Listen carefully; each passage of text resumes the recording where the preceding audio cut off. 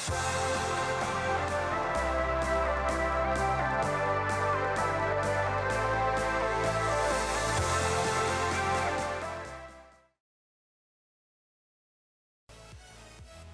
I have an advantage, Jackie.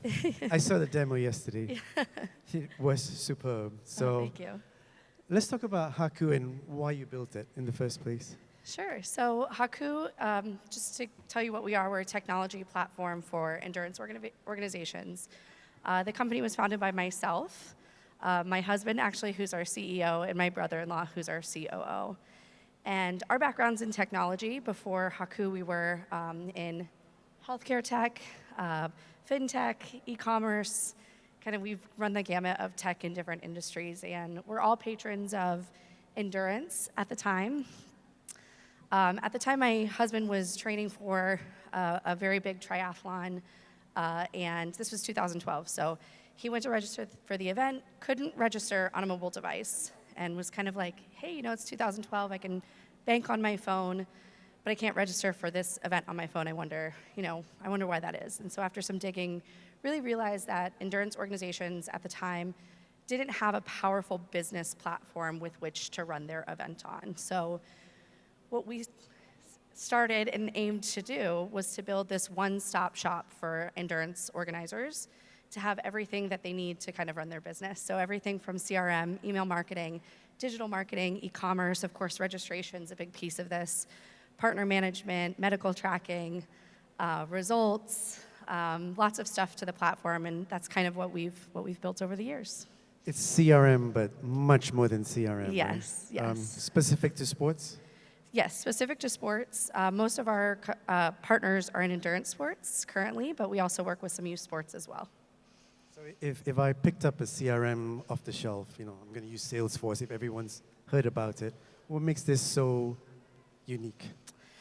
I really think what's unique about Haku is a couple of things. First, that it's really built for this industry. So the things that endurance organizations would need is right there. You don't have to hire a technical team. You don't have to have a huge budget.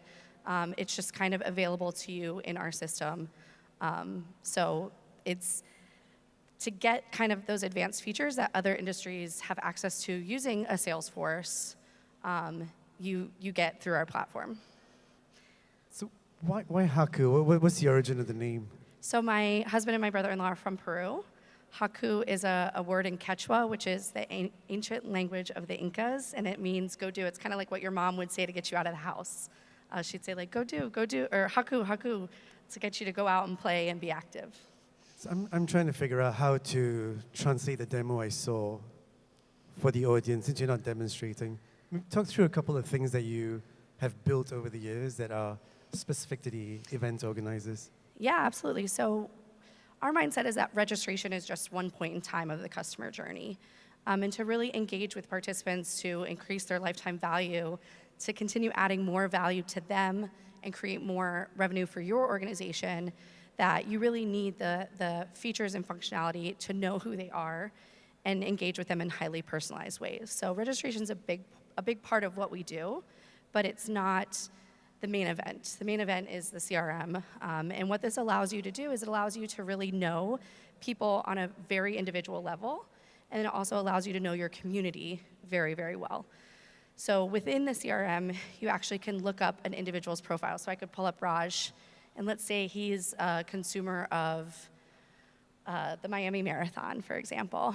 I can pull up Raj's profile, and I can see his entire history of his relationship with the Miami Marathon. I could see every event he's done. I could see every year he's ran. I could see who he's run with. I could see how much he's spent in his lifetime, how much he's influenced others to spend, which events he hasn't done, what his lifetime results are. I could see all the products he's purchased, how much he's spent on products over the years. So there's a lot of data that really allows you to know each of your individual consumers. And then on the flip side, you can take all of that data and then filter by that data to narrow down your community and create those personas. You can create segments, and then you can use that to engage with your consumers right from the platform. Can you do some of the stuff that we talked about just in the session before? Like, some of the persona work, some of the targeting work that we talked about. Can you do some of that already? Yeah, absolutely. So with our insights functionality, you can narrow down that community by behavioral data, by demographic data. There's a lot that's there, and then you can create those personas right in the system, and then you can leverage those personas to do different things, such as email marketing, SMS marketing, content delivery. So there's a lot that's there that allows you to kind of leverage those personas and engage with your communities in really personalized ways. Are you allowed to talk about the customers you work with, or? Sure, No? yeah. Okay, good. So we're based in Miami, Florida. For the most part, we've been mostly in North America, but recently have expanded more internationally. Some of our customers include the Chicago Marathon. We work with Disney, Houston Marathon, Marine Corps Marathon. We work with New York Roadrunners, Atlanta Track Club. So there's a lot of organizations that we work with. We do a lot around customization and branding. So the experience is very white labeled. When you go from the race website to the registration or the account experience or the results experience, it's a simple, seamless experience. It doesn't feel like you're on the Haku platform. It feels like you're on the Chicago Marathon platform or the Disney platform because it's very customized and branded.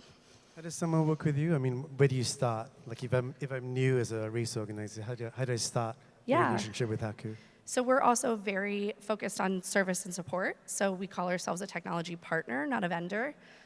We work to make sure that we know our organizers in their events inside and out. We're experts in them as much as possible, and we really become partners with the organizations we work with. We often say that our customer experience team are team members of our partners that just happen to work in our office. So they're there to help, onboard you, train you, day-to-day support. We do on-site event support, so we come to the events and provide support.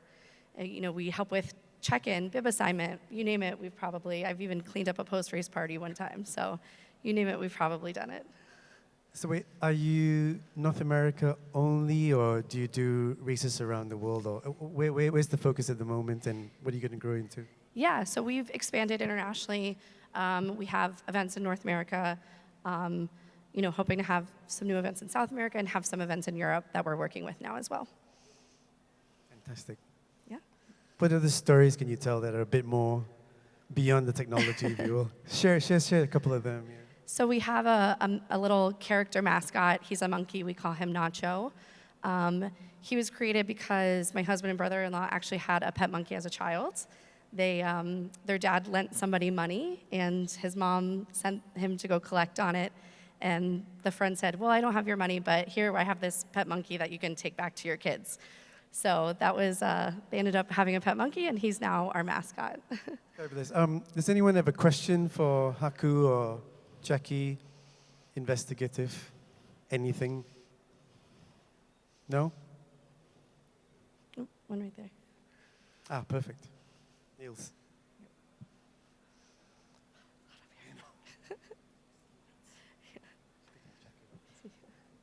What are the big challenges for Haku, especially in this market? I know you're really active in the US market. Today you are here in the Asian market. What are for you the big challenges here? The big challenges? Yes, what can you do here? We're not really in Asia right now, so I'm not really sure what the challenges would be. We're kind of slowly working our way east. So when we get here, then we'll know a little bit more of what the challenges are. When we first started our company, the challenges were, our background in technology just showed us what was possible. When we first started, we knew CRM was such an important tool to have, but a lot of times you would talk to somebody about a CRM and they just didn't even know what that was, where in other industries, they had been using CRMs for 2 decades. Now it's, every event organization, at least in North America, has one. So that was a big challenge, just, people's openness to see the value of the technology, why they needed it, and how it improved their lives. And, there's been a big digital transformation, at least in North America, on that aspect. And so it's exciting to have seen that progress over the last 10 years. Whether or not that's kind of the same in Asia, we'll see. But So one last question. Does an implementation of a CRM lift your revenue? Not even specific to sports, but in general. What do you think? yeah, I definitely think having a CRM, because it allows you to do all of the things that can help drive revenue, open new revenue streams, increase customer lifetime value. Without that, you can do it. Without a CRM, you can do it. It's just a lot harder. And the way that we've built our CRM is, our whole platform actually, is with a really big focus and emphasis on user experience. So we don't think that you should have to have like I said, a huge budget. You shouldn't have to be an engineer to set up and work with your data and segment market and know your consumer better. So it doesn't matter. You don't have to be a tech expert to use our platform. Fantastic. Unless there's another question for Jackie, we're going to let you go otherwise. All right. Anyone? Okay, perfect. Thank you, Raj. Thank you very much. So Salvador, I just met you yesterday. I don't know you very well, but again, I'm impressed with iRewind. I saw the little bits that you showed me. What is iRewind? Just quick background. So basically, iRewind is a video tech company, and we're specialized in instant personalized videos.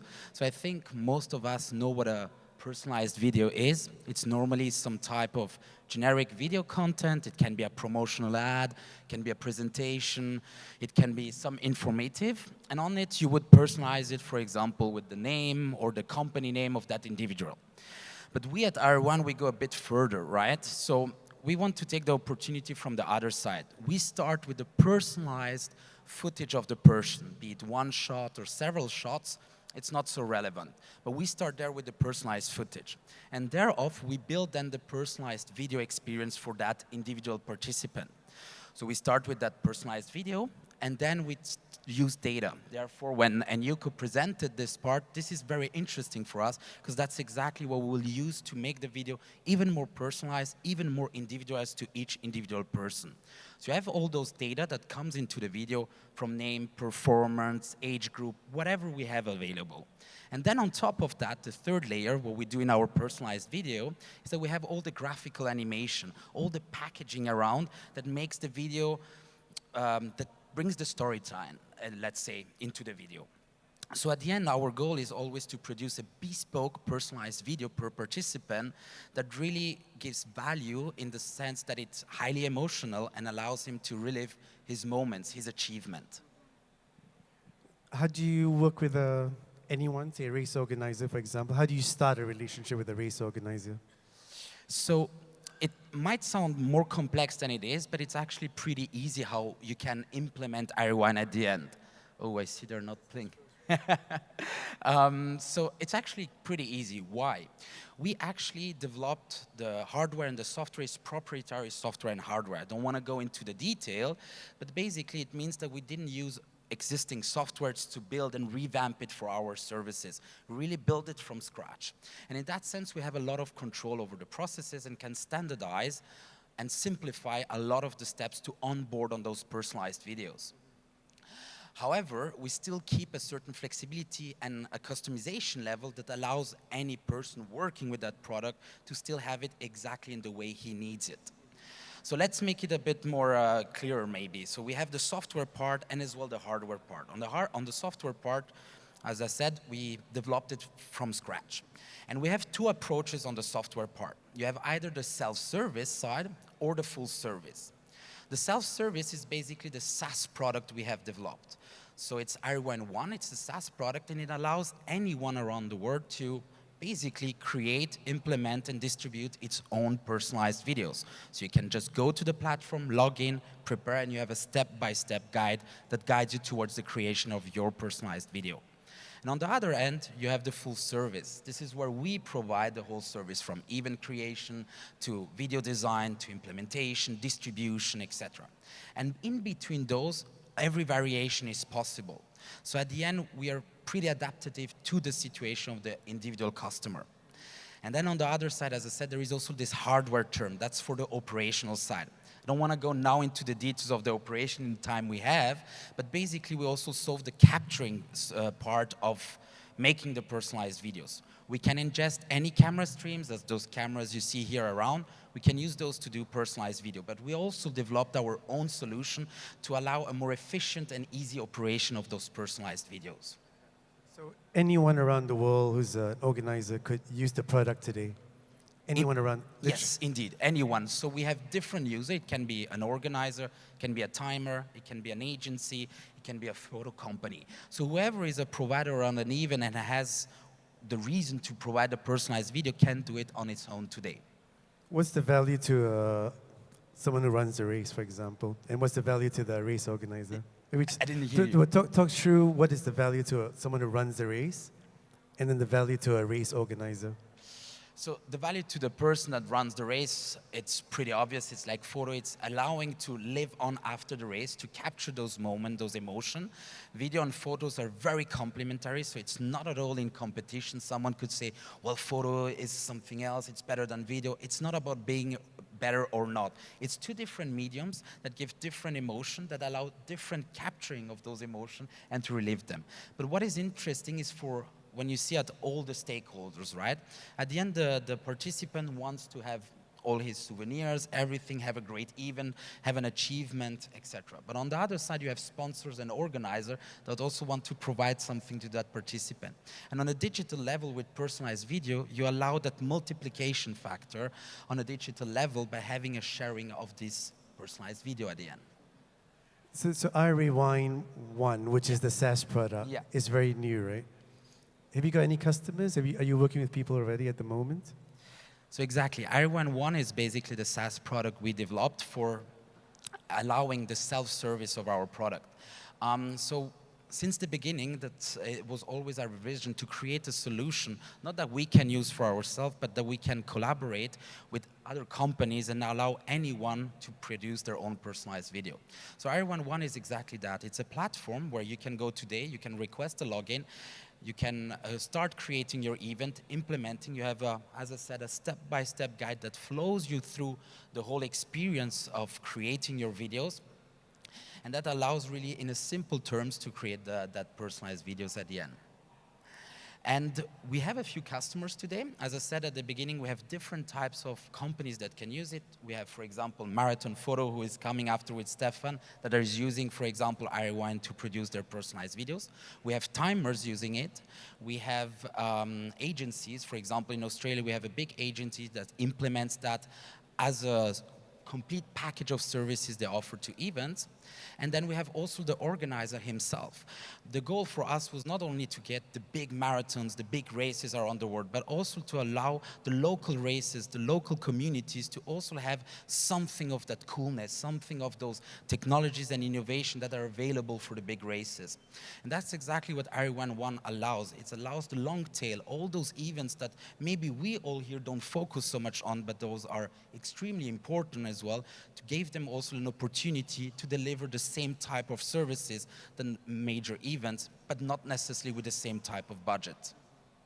So I guess I'm trying to figure out, like, if I got a video done, how much do you see in terms of social engagement and sharing, and the video being beyond just the race in terms of an individual person? Mm-hmm. How much have you seen there? So there are a bit two different, depending on also the partners we're having, there are different business models. But let's regroup them in two categories. Either the personalized video is free, either it's paid in some form. If we look at the payment part, it's more the traditional way of doing it. Video is very comparative to the photo. It can perform a bit better, a bit less, but it's mainly also, complementary to packages you can sell. So for example, if today you would have only photos, you could add video, you could add t-shirt, you could add medals, you create packages that allows a better sales. But that's maybe the part where we're less focused on. Us directly as iRewind, we focus more on making the videos actually for free, because we believe that for all the stakeholders in the industry, offering them for free makes sense. The consumer is more than happy to receive something for free that is about his moment, about his achievement. Maybe a brand or an organizer is happy to offer him that as a t-shirt souvenir, but in a digital form. And there is where we see really a lot of engagement. So typically, if you have an event with 10,000 participants, you easily can expect 150,000 to 200,000 views directly on your platform, without counting sharing and download. So that's very, very powerful when you take that into consideration for a brand. And this multiplication effect actually is even bigger in smaller races with 800,000 participants, because there is a community effect, and they view even more the videos from their colleagues, friends, or family around them. Anything else you want to share just in terms of the success of iRewind? Because you've been around for a long time and you've done quite a bit of work. Is there anything that sort of you haven't shared yet? So I don't have something particular. We started a few years ago already, 7, 8 years ago. And at the beginning it was about creating the tech, creating a solution. As I said, the vision was always to try to make it available to everybody, to collaborate with different companies, to try to say, okay, we want to become video expert. Let's us be the best in that. And let's other one be the best in photo, be the best in registration, be the best in platform management, etc. So we can all combine our forces to offer the best services. And today we're very happy that now we can offer that SaaS product. And next year we're rolling out with a brand new platform starting from January. And that will allow us, hopefully, to really cover as many events as possible. I think you and I talked about collaboration a lot last night.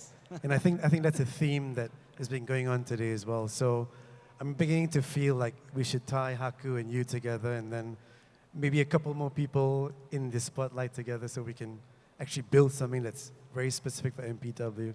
Agree? Fully agree. Open conversation can always help.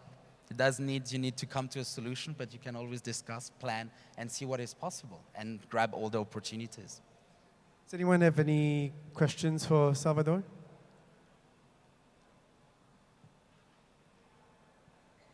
If not, I'm going to let you go. All right. Yeah? Thank you, Raj. Thank you. So we've had data conversations, like the last couple of hours, in different shapes and form, right? Right. What data does MarathonFoto generate? Well, what data do we generate? I think we're all aware, MarathonFoto creates a very important asset, at least to my mind, of course. It's a photo. And this photo contains several layers of information. Some of you are familiar with photography, and every photo embedded has some information called metadata. This is usually interested only to photographers. Sometimes we provide images to agencies. They use this metadata to format in images in certain ways. Well, we don't use it, but we create it. The second layer of information is we know where the image has been taken at what time. And this is valuable information. Some of you might not know it. If we can use several images with data points of time and location, we can keep track of runners, and we can actually time somebody. Obviously not as sophisticated as a timer, but it's pretty accurate within the second. And on a third level is when we look at the images, what can we tell? I can tell that Raj has Nike shoes, an Adidas shirt, just for an example. And I know this for him, and I know this of all other images we take in the event. And I know what kind of brands and the background. We might see the logo of a Nike sponsor or any other. And this is all in the images, just by looking at similar images. And then a photo tells us also something about the preferences of the runners, the revealed preferences. If a runner purchases images or purchase photos, we know what they look for. Some runners might look for sites of the city. Here in Bangkok, they might look for a Wat temple as a background. And if we know Raj running this Bangkok marathon every single year, and every time he buys his Wat temple, we know something about him. And only by taking this photo and looking at this photo, we get this different layers of information. How do you use this data to build something? I mean, a lot of people here work with you, from what I understand. How do you use this data to build these partnerships or build these race partnerships with different people?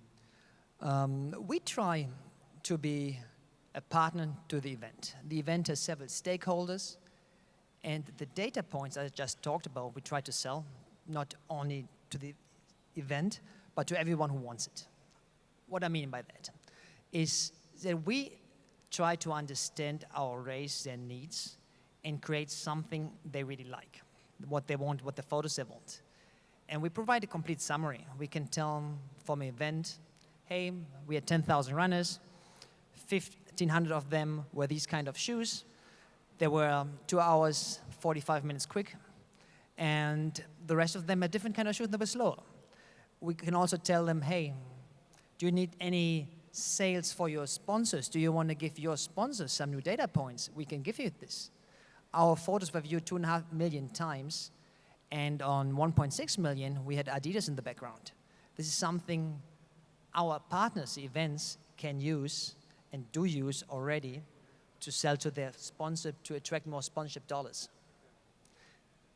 I guess it sounds like you've got several levels of partnership in MarathonFoto. How do you develop a strategic partnership? What is sort of the approach there? Essentially, MarathonFoto is a marketing and operations company. We don't have the staff or the interest to develop all technologies in-house. So we partner with different kind of technology providers. Salvador, who just spoke before me, we're working with him to create personalized videos. Mirror, computer vision technology, they're here in the audience, represented by Jamie. They help us to extract data from images.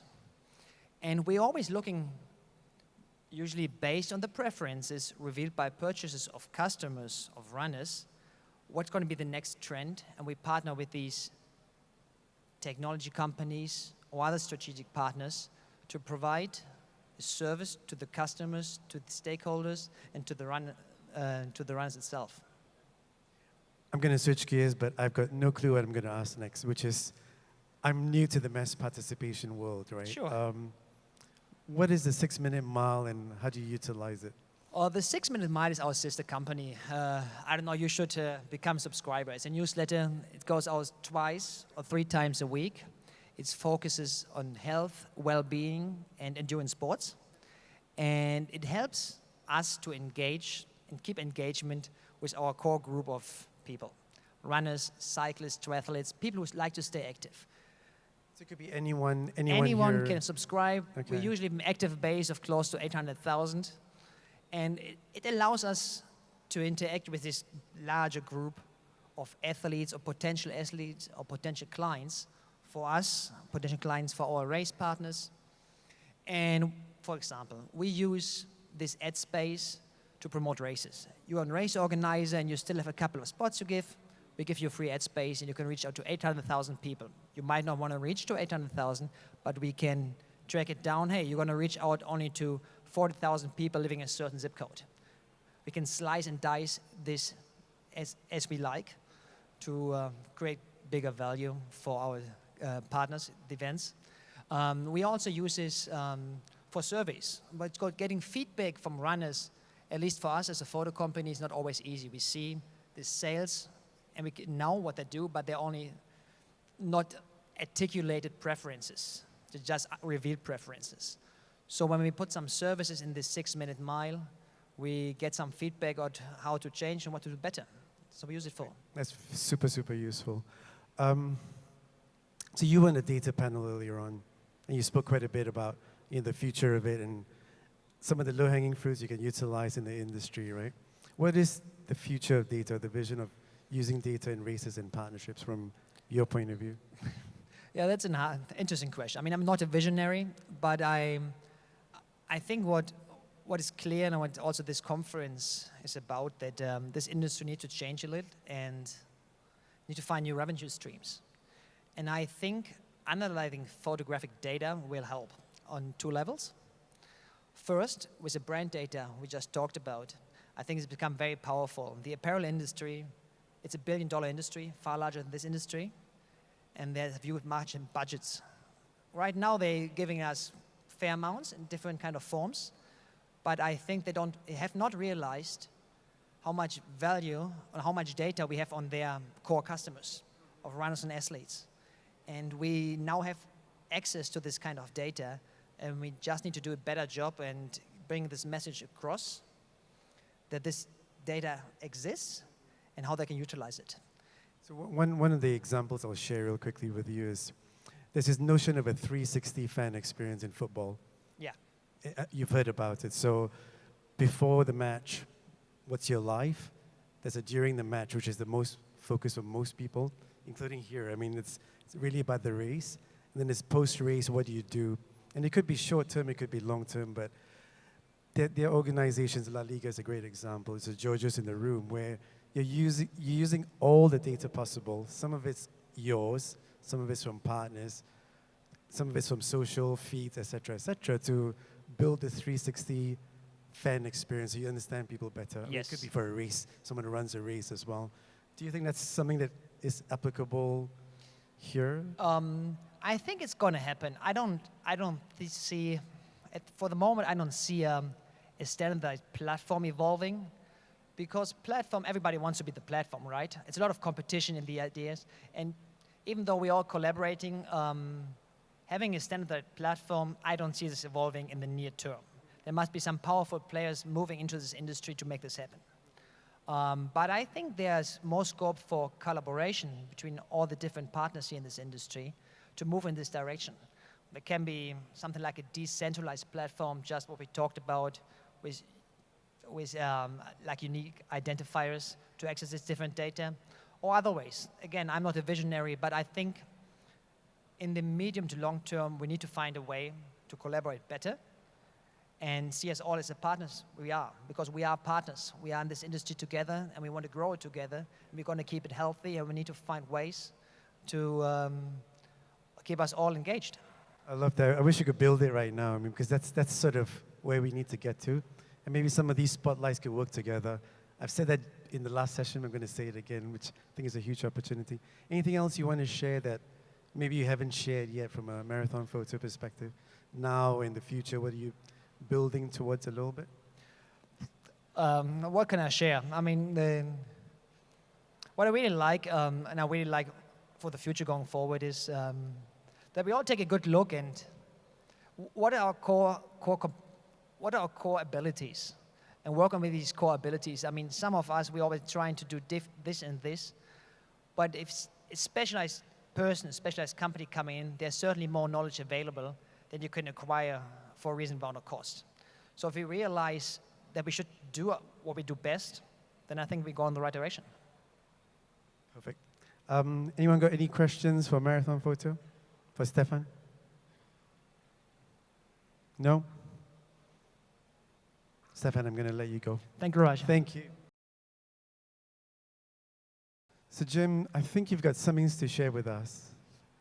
Yeah, and there should be a PowerPoint to just kind of exemplify what I am, what we're talking about here.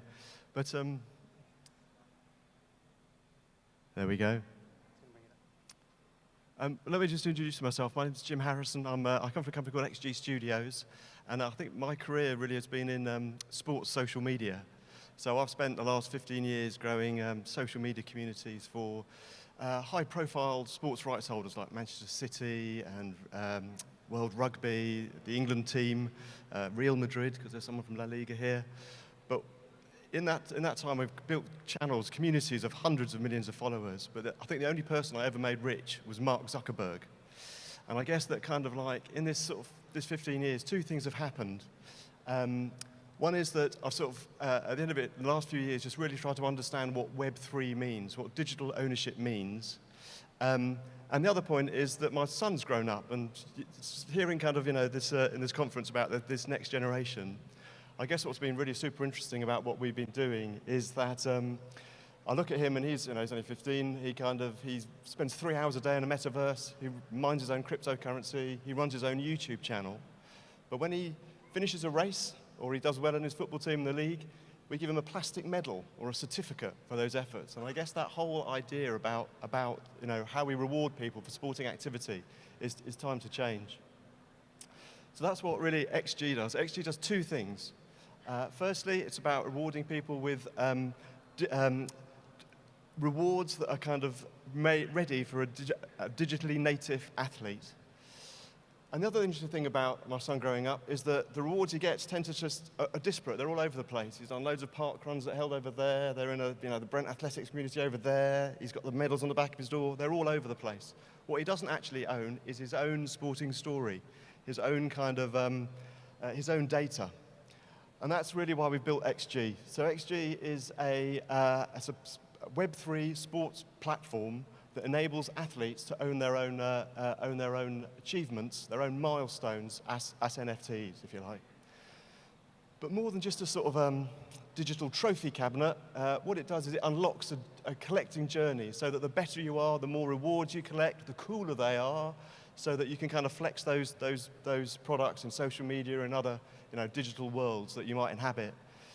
And I guess that's the whole point generally over the next decade or so, is that I think we should try to think about how, if you're good at sport in real life, if you're good at running, or if you're good at football in real life, you can take those traits into metaverses and digital media and show your own digital identity for what you do from an athletic point of view. So that's XG. I mean, we're kind of, what we do, we started it for football and for mass participation events, which I'll go into. But really what we do is we integrate with sources of truth. That might be the event organizer or the timing company. In the case of football, the league data. And we then bring that data together and allocate rewards based on individuals. And I think it's important to say that the rewards that you can get are very different. You can collect rewards, but the idea is that you can go through various stages. They're not just sort of digital medals, although this is our Ukrainian-based AR designer, Dmitro, showing an early kind of, AR medal that you could wear in social media, whatever you might care to put it. But I think what we want to try and do is sort of make things that people want to collect, things that are cool and make them want to collect. And those things can be anything from art to music NFTs to AR wearables. I mean, you've probably seen Nike and Adidas do their drop of Web3 products last week. And even for partners, you're kind of looking at what partners might gift, and they might be things like, mystery boxes based on you completing a quest, a number of, increase your personal best, or do three 10Ks in a month, or whatever it might be. Those are the people that partners want to reward, and you can do it directly through XG. So we were lucky enough at the beginning of the year to partner with two UK-based running partners, Limelight and Great Run Events, who I believe run the largest half marathon, though I think Jakob tells me that Gothenburg might be bigger. But anyway, they were great partners, because what they allowed us to do was just sort of trial, learn things with people, doing beta groups with small groups of athletes, really testing and learning, making sure our processes worked well, getting user feedback. And it's been an incredible kind of response, actually, and just kind of exciting. I mean, these are the first NFTs that 90%... Actually, go do a quick show of hands. Who's got an NFT? Okay, interesting. So it's kind of almost on par with the running community. Not many people have NFTs, but they're kind of interested in digital ownership. And at the bottom there, you probably can't see it, but with the Great North Run, we asked 8,000 runners whether they wanted a personalized NFT for their run.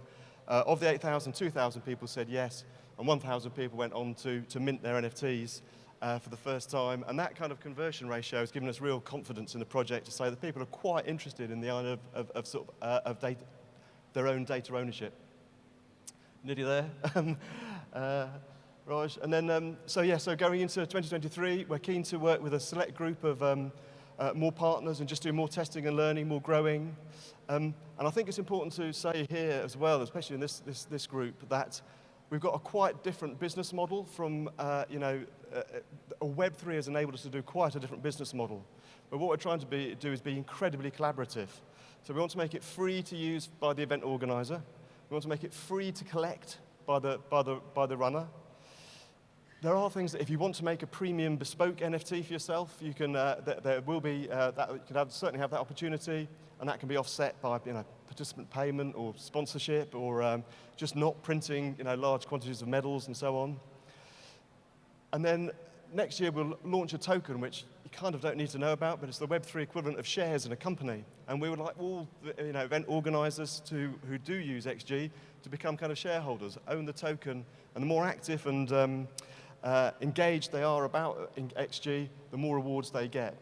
And likewise with partners, if we have partners come through, rather than keeping the money ourselves, we want to spread it out to those partners who, to the race organizers, who are the people that without you it wouldn't happen. So we should share and spread that kind of those partnership revenues out amongst the running community. Anyway, I've done it in lightning speed, and last thought. This is Sesh. We love him. He's one of our kind of founding collectors, and he's just been collecting, and and I think we've talked a lot about younger people, but I don't think it's not like sort of teenagers. These kind of people are quite normal runners. They're just excited to own their own data, start their own collecting story. Fantastic, Jim. First of all, it's new technology. leveraging Web3, and then you've got a new business model as well. The business model part of it, the sharing part of it, just share a little bit more how that would actually work with a race participant, or race organizer rather. Yeah, well, we think if XG is going to kind of be, to be the standard, we really need to have kind of, a global standard, if you like, rather than trying to, have lots of independent ones. And I think the data conversation was quite interesting. So we are genuinely trying to make it absolutely free to use your, to own your own data. And I think that's kind of important, rather than saying you have to subscribe $10 a month just to own what you've done. So spiritually, we want to make it free to own and free for the event organizers to use. But then, for those things that you can do, like you might have a sponsored NFT that's brought to you by a bank or running a apparel manufacturer. Those are the things when you think that's your opportunity to make it yourself. And where XG will make the money, if you like, is what we call performance-gated commerce, which is the idea that if you've got your NFTs for free, but if you want to show them off in a really cool way, some of those things might cost you some money. I'll give you a funny example. We've just done one for football, which is a AR sweatshirt, where if you've scored a certain number of goals in a season, you can buy a particular sweatshirt, which when your friends pointing their phone at it, a win NFT W comes screaming out of your chest, so that kind of everyone's pretty clear that you've got that one thing. But only goal scorers who have got a certain number of goals in a season can buy that. And if it's exclusive, the value of it goes up. People are more excited to buy it. I did that. I ran that in a personal best of X, or I've got that. I want to show it off. So our business model in the background will be offering performance-gated commerce to users. So I guess I saw 2 trial events, and I saw something else that's potentially going to happen, but there's an MVP you're running as well. When are you ready to scale, and when are you ready to take on new customers? Yeah. So the MVP is ready now. So come and have a conversation. We can. The platform works. It's built on a blockchain called Flow. And I should probably explain that to you, because I think that we had 2 things that were really interesting from runners about just using the word NFT or blockchain. Was firstly, it's a scam, and secondly, it was kind of environmentally disastrous. So the two things are, firstly, we don't charge it, so that was a kind of that took that first scam comment away. And then on Flow, it's more energy efficient to mint an NFT on Flow than it is to post on Instagram. So it's kind of like, fine, okay. So those 2 things were kind of were taken away. But the platform's up and running, and I think we will want to do more tests and more kind of early adopter partners through 23, and I think 24 will be when the project will really catch fire. People can still call you right now to work with you, absolutely, right?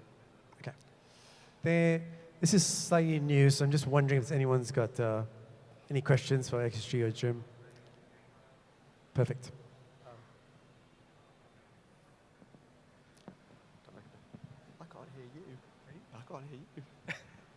Hi, I was just going to say, just like in the audience here where there were very few 20-year-olds, right, 20 plus, I feel like sometimes in our events also we skew older. And so have you seen, when you start talking about NFTs and things like that, that people's eyes just kind of gloss over and they don't really understand what this is, or why would I take advantage of it, or what's in it for me? So it's interesting. I think that there are some people that we just call curious. So they can be any age. They're just like, I can own my own data. They're just curious. They're like, I'm interested in that. We've got quite a range of NFT holders, and I don't think none of them are under the age of 18, I don't think, at the moment. I think I've skewed that presentation to be a bit more kind of, we'll just get the conversation going about how running and football really starts to talk to a younger generation, because I think that younger generation, anyone under the age of 25 is just a deep gamer, and just they understand gaming. They live in a different world, and I think it's important. I think my big point about that is that I was just talking to Chris about it. It was, don't take it. I think sports think that you have to take people or kids away from the screen in order to. Which is better. If they're running or playing football, it's better than being on the screen, but the screen is such a part of their digital identity that they need to have that to make sense. But I haven't answered your question. The answer is, I think that over time it will definitely kind of skew that way, and it's quite a lot of older people are just a bit cautious about it because they don't understand it. The more they understand about it, the more they're comfortable with it. Just one other question. I wanted to understand a little better about the gated So when you were saying you only could have this NFT, or if you have a certain number of goals, like how does that work in terms of, I mean, my thought process went right to, so as part of Abbott World Marathon Majors, you go through this 6-star journey, and we do a lot of things where you can only have something if you're on your 3rd star, your 4th star, your 5th star. But how does that work to make sure that gate is there?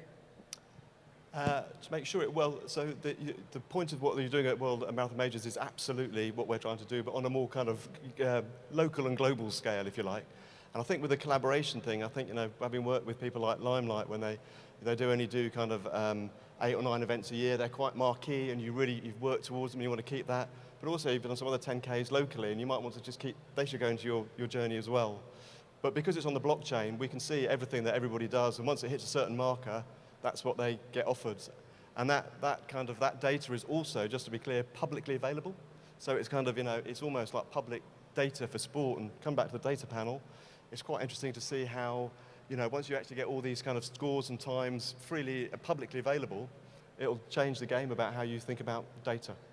Anyway. Fantastic, Jim. Thank you. Thank you for the questions, and thank you, Jim. That's super. Big red one there. Literally just one time.